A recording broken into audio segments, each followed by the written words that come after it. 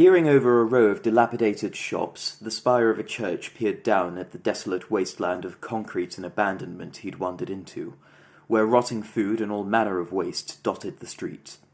He was home.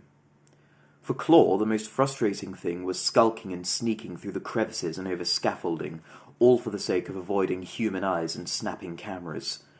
Being a nocturnal creature, he'd hoped the dull winter's nights would mean he didn't have to put up with the humans' incessant chatter, or risk being screamed at and having things thrown at him.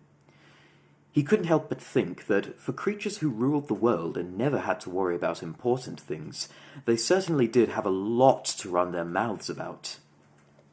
Getting a little better at understanding human speech, his little way of killing time while he lay in wait for the nightlife to die, Claw could make out much of what they were saying now.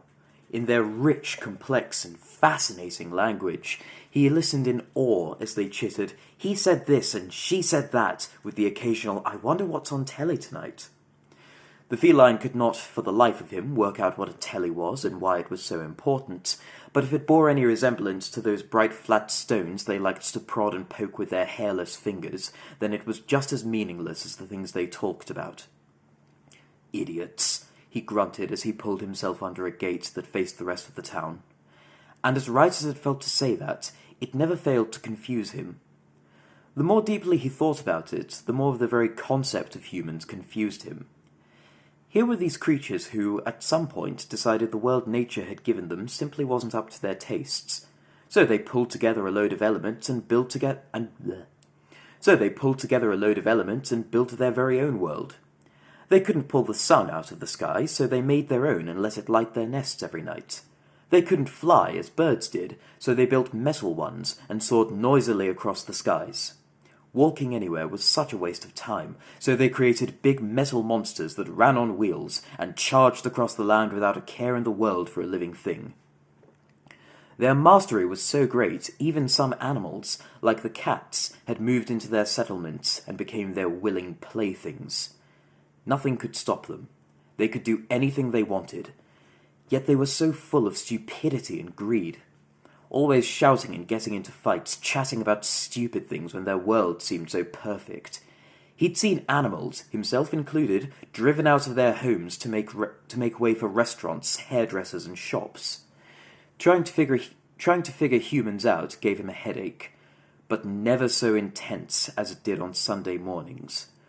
The branches of his tree, as thick and twisted as the overlords themselves, obscured him well enough from prying eyes, but were useless to drown out the sounds of churchgoers singing to their god.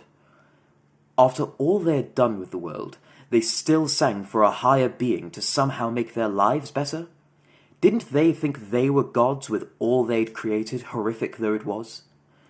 The only striking difference he could find between humans and this divine being they'd created was that God was good, could do no wrong, and always had a reason for everything he did. He'd seen nothing but pointlessness, selfishness, and greed in humans. Perhaps it was just motivating for them to believe in a kind of perfection they knew they'd never have themselves. It might motivate them to change, he thought, and become good creatures.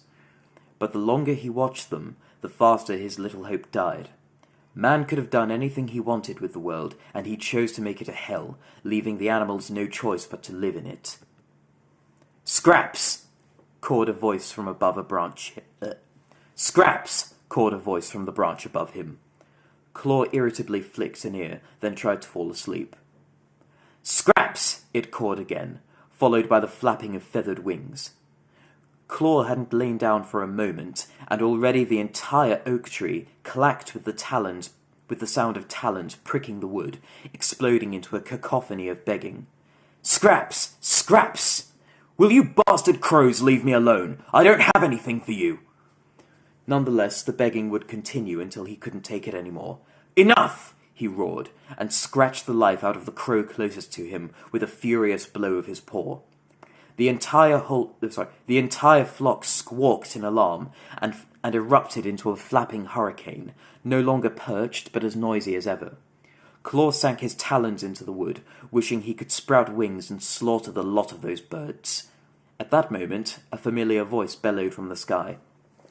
"What did I tell you about bothering him?" "We're hungry," retorted an indignant female crow. "He knows the agreement, Charlie. He hasn't brought us any food. He just killed Shelley and... She fumbled for more words. "And he hasn't brought us any food." Food, knows the agreement," echoed the entire flock in mindless unison. Charlie's head flicked down and he carefully examined the scene.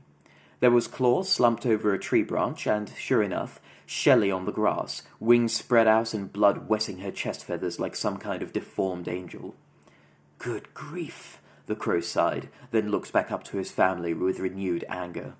All right, I'll talk to him. Just go and roost in the church, you greedy galoots." The night sky emptied of crying crows as they dispersed into a gape in the church's roof, leaving enough silence for Charlie and his good friend. He felt privileged in a way that of all of the birds in London, he was the only one who could get close to the beast without getting his head bitten off. But not tonight. At first, he shuffled awkwardly on the branch in front of his friend, waiting for the words to come to him. "You know why I'm here, don't you?" "Yeah," Claw sighed. "But I can't eat you, I'm afraid. Birds give me indigestion, and your greasy feathers will get stuck in my teeth." An unimpressed Charlie ruffled his feathers. Claw looked up. "I didn't mean to, you know." "What, murder my wife? It's fine, I never liked her much anyway."